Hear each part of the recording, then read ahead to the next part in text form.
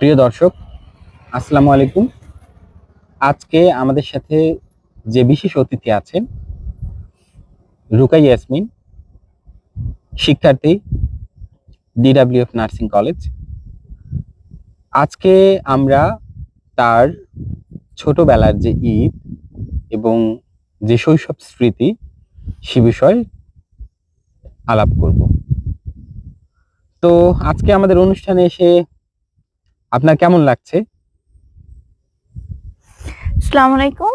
আমি রুকাই ইয়াসমিন। আমার ছোটবেলা কেটেছে খুবই তেমন ভালোভাবে না, বা খুব ভালো বলা যায় সেভাবেও না। আমার মা-বাবা দুজনই চাকরিজীবী।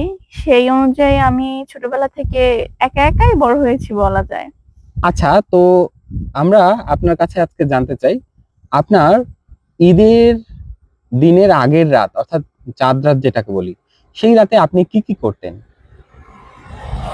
আমার চাঁদ রাতের অভিজ্ঞতাটা ছিল খুবই সুন্দর এবং খুবই স্মৃতির। কারণ আমার চাঁদ রাতের বেশিরভাগ সময় কাটতো আমার দাদা বাড়িতে। আমার দাদির সাথে, আমার দাদি গ্রামে থাকতো। আমরা চাঁদ রাতে সবাই আমার দুই বোন আছে, বড় দুই বোন, আমরা সবাই বাড়িতে যাইতাম বাবা মার সাথে। ওই একটা রাত ছিল খুবই আনন্দের, কারণ বাড়ি থেকে যে ভাই বোনরা ছিল বা আত্মীয় স্বজন ছিল সবাই আসতো ঈদ করার জন্য বাড়িতে। ২ দিন খুবই, ঈদের যে ২ দিন ছিল সে ২ দিন খুবই ভালোভাবে কাটতো। কিন্তু তারপর যখন বাড়ি ফেরা লাগতো বা হচ্ছে যার যার স্থানে চলে যেত, তখন খুবই খারাপ লাগতো বিষয়গুলো। আচ্ছা, আরেকটা বিষয় আপনার জানতে চাচ্ছি, ঈদের আগে বিশেষ করে মানুষজন একটু সাজুগুজু করে, মেহেদি দেয়। এই বিষয়ে আপনার কোনো স্মৃতি আছে কিনা, আপনি দিতেন কিনা বা আপনাকে কে দিয়ে দিত, ইত্যাদি সম্পর্কে জানতে চাচ্ছি।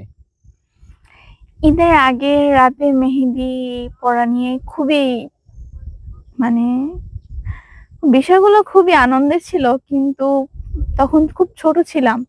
তার জন্য ঘুমিয়ে পড়তাম রাত্রে। কিন্তু আমার সামনের বাসার, আমার যে দাদাবাড়ির যে বাড়ি, তার সামনে একটা ঘর ছিল আমার ফাতেমা ফুপুর। ফুপু এখন তেমন বেশি বাইরে বের হয় না, কিন্তু তখন আমার ফুপু আর আমার যে বড় বোন, তারা সমবয়সী ছিল। তারা আমাদের সবাইকে, আমরা যারা ছোট ছিলাম, আমাদের সবার হাতে মেহেদি দিয়ে দিত। আমরা সবাই সিরিয়াল করে বসে থাকতাম যে রাত বেশি না হয় যেন তার আগে মেহেদি পড়তো। কিন্তু রাতে ঘুমানোর সময় কিছু কিছু ঈদে দেখা গেছে যে ঘুমায় পড়ছি, হাতের মেহেদি নষ্ট হয়ে গেছে। সকালে কিন্তু প্রচুর কান্নাকাটি, মেহেদি খারাপ হয়েছে, ভালো হয় নাই। কিন্তু এখন দিনগুলোর কথা খুবই মনে পড়ে। আরেকটা বিশেষ বিষয় সম্পর্কে জানতে চাচ্ছি,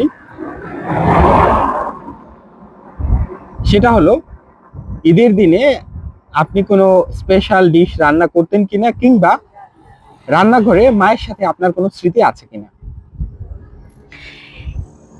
ছোটবেলা থেকেই যখন বাড়িতে দাদির সাথে ঈদ কাটাতাম, তখন আমার দাদির রান্নার হাত ছিল অসাধারণ।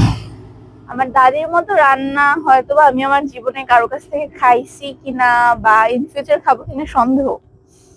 কারণ আমার দাদির বয়স, প্রচুর বয়স ছিল, কিন্তু সে স্বনির্ভরশীল একজন মহিলা ছিল। যতদিন না পর্যন্ত অসুস্থ হয়েছে ততদিন সে নিজের রান্না নিজে করছে, নিজে সাদা কাপড় পরতো আমার দাদি। বৃদ্ধ মানুষ, সাদা কাপড় পরা খুবই কষ্টের একটা বিষয়, আমরা কিন্তু জানি যে তারা মেনটেন করতে পারে না।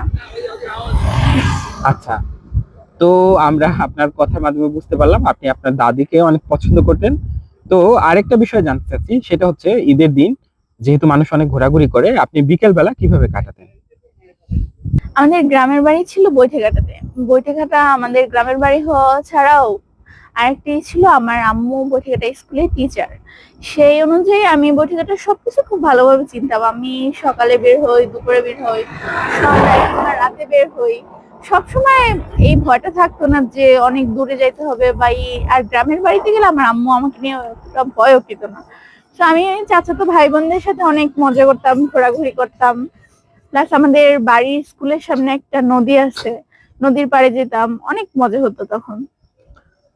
আচ্ছা, তো আমাদের সর্বশেষ প্রশ্ন হচ্ছে আপনার কাছে, যেহেতু আমরা ঈদের আগের রাতের অভিজ্ঞতা, ঈদের দিনে সকালের অভিজ্ঞতা, রান্নাঘরের অভিজ্ঞতা, নানান অভিজ্ঞতা সম্পর্কে জানলাম। সর্বশেষ প্রশ্ন হচ্ছে, ঈদ আসলেই আমাদের যে টেলিভিশন গুলো আছে সেখানে প্রচুর পরিমাণে অনুষ্ঠান শুরু হয়, এবং ঈদের দিন রাতে যেহেতু বাইরে যাওয়া হয় না, আমাদের বাসাতেই থাকা হয়। তো এই বিশেষ অনুষ্ঠান নিয়ে কোনো স্মৃতি আছে কিনা? বেশিরভাগ সময় গ্রামের বাড়িতে ঈদ কাটানো সময় দেখা যেত কি, বাড়িতে হচ্ছে টিভি থাকতো কয়েকটা ঘরে, প্লাস আমার দাদি খুবই বৃদ্ধ মানুষ ছিল, তার ঘরে ওইভাবে টিভির দরকার ছিল না। আমাদের বাসায় যেহেতু টিভি ছিল, আমাদের সামনের বাসায় আমার এক চাচার বাসা ছিল, ওইখানে টিভি থাকতো। আমরা বাড়ি গেলেই সব একসাথে এক রুমে বইসা, সেটা সন্ধ্যা হোক সকাল হোক দুপুর হোক এরকম না, কখনো কখনো দেখা গেছে যে ওই টিভির ঘরে বসে সবাই একসাথে খাবারও খাইছি। আম্মু খাওয়াই দিত, হাত মুখ কি করতো ওইখানে বসেই। কিন্তু ঈদের দিনে রাত্রের একটা হচ্ছে বিশেষ অনুষ্ঠান থাকে যে ইত্যাদি।